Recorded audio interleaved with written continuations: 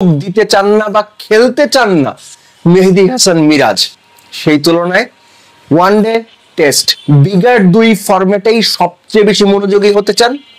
Bigger দুই ফরম্যাটের জন্যই নিজের স্কিল টেকনিক নেক্সট লেভেলে নিয়ে যাওয়ার জন্য কাজ করতে চান। বিগার দুই ফরম্যাটেই আরো ভালো ইফেক্টিভ অলরাউন্ডার হওয়ার জন্য মাইন্ড সেট আপ ঠিক করতে চান মেহেদী হাসান মিরাজ। বাংলাদেশ জাতীয় দল ম্যানেজমেন্ট এবং নির্বাচকদের মিরাজ নাকি এরকমই জানিয়েছেন। ঘটনা কতটুকু সত্য আমি হলফ করে বলতে পারি না, কিন্তু প্রধান নির্বাচক গাজী আশরাফ লিপুর শনিবারের যে প্রেস কনফারেন্স, সেখানে এরকম একটা আভাস পাওয়া যায়।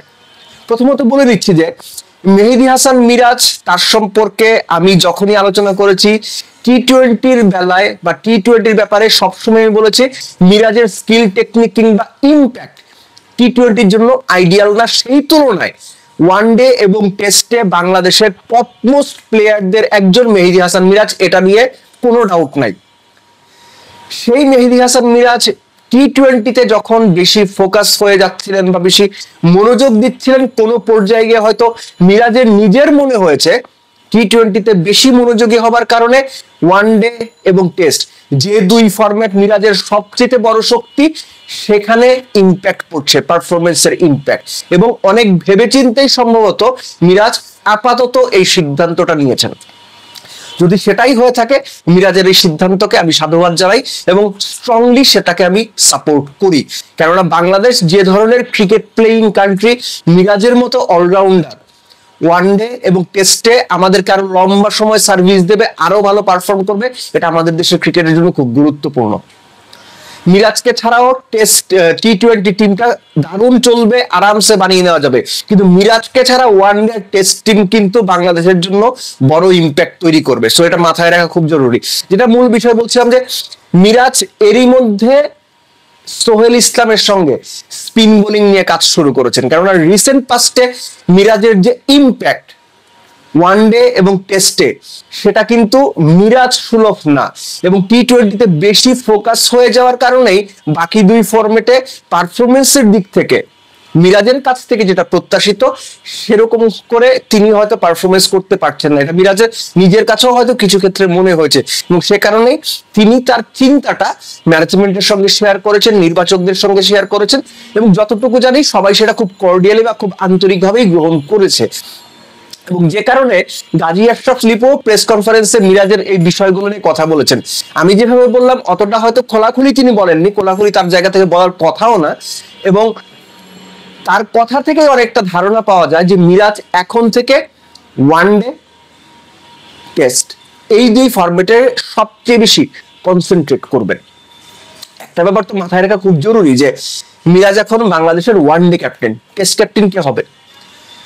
টেস্ট ক্যাপ্টেন্সি পাওয়ার যে রেস কিংবা যে নাম্বারস অফ প্লেয়ার্স আছেন যাদেরকে টেস্ট ক্যাপ্টেন হিসেবে বিবেচনা করা হচ্ছে, সেখানে মিরাজ ডেফিনেটলি আছেন।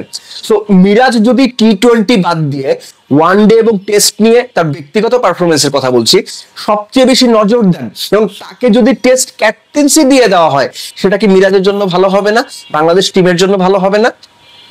হওয়ার একটা সম্ভাবনা আছে। হবেই যে এটা তো বলা যায় না, কিন্তু সম্ভাবনা আছে। সো আমার মনে হয় ওই সমস্ত জায়গা চিন্তা করো যে মিরাজ যদি ভবিষ্যতে টেস্ট ক্যাপ্টেন হয়, তাহলে টেস্ট ক্যাপ্টেন্সি ওয়ানডে ক্যাপ্টেন্সি দুটোই তো মিরাজ সামলাবেন। সেই ক্ষেত্রে ওয়ানডে এবং টেস্টে মিরাজের আরো বেশি মনোযোগ, নিজের গেম প্ল্যানিং বা নিজের মতো করে নিজের খেলার প্রতি মনোযোগ, স্কিল টেকনিক নিয়ে কাজ করার যে মনোযোগ, আমার মনে হয় সেটা মিরাজকে লং রানে লম্বা সময় চিন্তা করলে অবশ্যই ভালো একটা সুবিধা দেবে, এবং মিরাজ নিজেকে আরো স্ট্রংলি গড়ে তুলতে পারবে। সব মিলে আমি বলবো যে মিরাজের এই যে টি-20 থেকে সাময়িক হোক বা সুদূর প্রসারী চিন্তাই হোক, এক্স্যাক্টলি আমি জানি না কোনটা, কিন্তু টি-20-তে যে কম মনোযোগ দেওয়া বা টি-20 থেকে একটু দূরে সরে থাকার যে চিন্তা, এটা হাইলি অ্যাপ্রিসিয়েটেবল। এবং একজন ক্রিকেটার এখনকার যুগের ক্রিকেটে কোন ফরম্যাট কতটুকু সময় দিয়ে কিভাবে খেলবেন, এটা কিন্তু তারা খুব ভালোভাবে জাজ করে ফেলেন বা করতে পারেন। সো মিরাজের কোনো কারণে গিয়ে মনে হয়েছে যে টি-20-তে বেশি মনোযোগী হয়ে পড়াটা তার স্ট্রঙ্গার দুই ফরম্যাটে ইম্প্যাক্ট ফেলছে, নেগেটিভ ইম্প্যাক্ট, এবং সেখান থেকে যে মিরাজের সরে যাওয়ার চিন্তা করা, এটা আমার মনে হয় মিরাজের জন্য ভালো হবে। এবং ভবিষ্যতে তিনি যদি টেস্ট ক্যাপ্টেন্সি পান, তাহলে সেটা তাকে দলটাকে আরো সুন্দরভাবে পরিচালনা করার জন্য এবং আরো বেশি পারফরমেন্স এবং সাকসেস বেসড প্ল্যান করার জন্য মিরাজকে একটা সুবিধা দেবে। খেলার সঙ্গে রাজনীতি মেশাবেন না। আর এই কারণেই বাংলাদেশ ক্রিকেট বোর্ডে এযাবৎকালে যত সভাপতি হয়েছেন, হাতে গোনা 2-1 বাদ দিলে তাদের প্রায় সবাই রাজনীতিবিদ, রাজনৈতিক মানুষ, আউট অ্যান্ড আউট সরাসরি রাজনীতির সঙ্গে সম্পৃক্ত। আপনি নাজমুল হাসান পাপনের কথা বলেন, আলী আসগর লবির কথা বলেন, সাবির হোসেন চৌধুরীর কথা বলেন, কিন্তু আহমদ মুস্তফা কামালের কথা বলেন, তাদের কে রাজনীতিবিদ ছিলেন না? ইন্টারেস্টিং না ব্যাপারটা? এখানেই হচ্ছে আগামী বোর্ড প্রেসিডেন্ট কে হবে তার ইকুয়েশনটা মেলাতে হবে। ঠান্ডা মাথায় আমার আলোচনাটা শুনবেন, যদি সুযোগ থাকে পুরোটা শুনবেন। আমিনুল ইসলাম বুলবুল কিছুদিন আগে একটা প্রথম সারির গণমাধ্যমে টিভিতে সরাসরি বলেছেন তিনি ইলেকশন করবেন না, ইলেকশন তিনি করতে চান না। কিন্তু সরকার যদি তাকে বসায়, বা তার কথাই ইঙ্গিত ছিল যে সরকার যদি তাকে বসায় বা তাকে যদি দায়িত্ব দেয় তিনি সেটা নিতে প্রস্তুত। একটা লোক ইলেকশন করবেন না কিন্তু প্রধানমন্ত্রী হইতে চান, ব্যাপারটা কেমন হয়ে গেল না? একটু খুলে একটু ঝেড়ে কাশি, এই ঝেড়ে কাশি দেওয়ার সময় হয়েছে। আমি কথাটা এই জন্য বলছি, সিরিয়াস নোটে আপনি, আপনারা, আমরা, আমি, এই যে বাংলাদেশ ক্রিকেটের সভাপতির পদ, ডিরেক্টরদের পদ দেখছি, কয়জন মানুষ রাজনৈতিক ইনফ্লুয়েন্স ছাড়া ক্রিকেট বোর্ডে আসেন? যে কোনো রাজনৈতিক মতাদর্শের মানুষই হোক, কয়জন আছেন? আমিনুল ইসলাম বুলবুলের জন্য এই ব্যাপারটা এখন ইম্পর্টেন্ট হয়ে গেছে।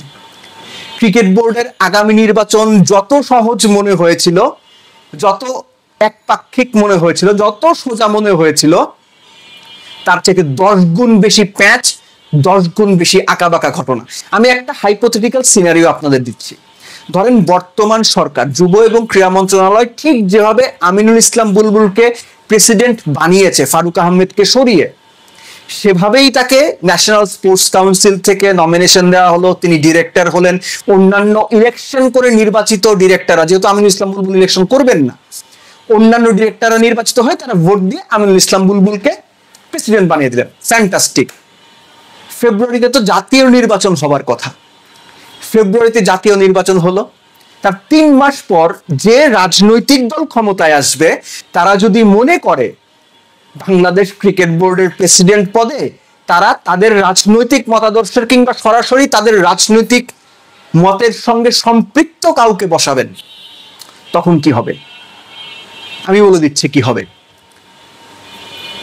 যেভাবে ফারুক আহমেদকে সরানো হয়েছিল, ন্যাশনাল স্পোর্টস কাউন্সিলের দেওয়া কাউন্সিলরশিপ উজ্জ্ব করা হয়েছিল, তার ডিরেক্টরশিপ চলে গিয়েছিল, আলটিমেটলি প্রেসিডেন্টশিপ চলে গিয়েছিল, এক্স্যাক্টলি একইভাবে আমিনুল ইসলাম বুলবুলের কাউন্সিলরশিপ নিয়ে নেওয়া হবে, তার প্রেসিডেন্সি আর থাকবে না। সো আমিনুল ইসলাম বুলবুল এখন কি করবেন? বাংলাদেশে যে রাজনৈতিক দলগুলো আছে বা সম্ভাব্য যারা ক্ষমতায় আসতে পারে আগামীতে, কিংবা অন্যান্য যারা ইনফ্লুয়েন্সিয়াল রাজনীতিবিদ আছেন, তাদের আশীর্বাদ পাওয়াটা, তাদের সাপোর্ট পাওয়াটা, তাদের কনফার্মেশন পাওয়াটা, লং রানে তারা সাপোর্ট দিবেন এটা নিশ্চিত হওয়াটা আমিনুল ইসলাম বুলবুলের জন্য জরুরি। এই কারণেই তিনি অপেক্ষা করছেন, এই কারণে তিনি সরাসরি মুখ ফুটে বলতে পারছেন না বা বলছেন না যে তিনি বিসিবির প্রেসিডেন্ট পদে ইলেকশন করবেন। কেননা তিনি খুব ভালো জানেন বাংলাদেশের ক্রিকেট বোর্ডের ইলেকশনে নির্বাচন কেন্দ্রিক যে ধরনের ইকুয়েশন হয়, ঢাকার ক্লাবের যে ভোটার বা কাউন্সিলরশিপ কিংবা জেলা বা বিভাগীয় পর্যায়ের যে ভোটার বা কাউন্সিলরশিপ, এগুলোর মধ্যে এত বেশি প্যাচ মেরুকরণ আছে, ইলেকশন করে আমিনুল ইসলাম বুলবুলের জন্য পেরে ওঠাটা খুব ডিফিকাল্ট হবে। তার ভরসাই হচ্ছে সরকার, ন্যাশনাল স্পোর্টস কাউন্সিল কিংবা সরাসরি যে নমিনেশনটা দেওয়া হয় কাউন্সিলরশিপ, সেটা। সো এটাই হচ্ছে এখন বাংলাদেশ ক্রিকেট বোর্ডে আমিনুল ইসলাম বুলবুলের সবচেয়ে বড় চ্যালেঞ্জ। খেয়াল করে দেখেন, তিনি যখন প্রথম দায়িত্ব নিলেন, বাংলাদেশের বিভিন্ন জায়গায় গিয়েছেন, সেখানে আপনার আঞ্চলিক যে ক্রিকেট বা রিজিওনাল ক্রিকেট করার জন্য কত তোড়জোড় হলো না? এখন কিছু শুনতে পান আপনারা? কোনো কিছু কি হচ্ছে? কি হচ্ছে? বিভিন্ন জায়গায় ক্রিকেট টুর্নামেন্ট হচ্ছে। আরে ভাই, ক্রিকেট টুর্নামেন্ট করে কি হবে? আঞ্চলিক ক্রিকেটের কথা তো অন্য বিষয়। ক্রিকেট টুর্নামেন্ট তো একটা জেলার বিভিন্ন ছেলে পেলে মিলেও করতে পারে। কাজ কিন্তু অনেকেই মনে করছেন প্রচুর কাজ হচ্ছে, কাজ আসলে কিছু হচ্ছে না।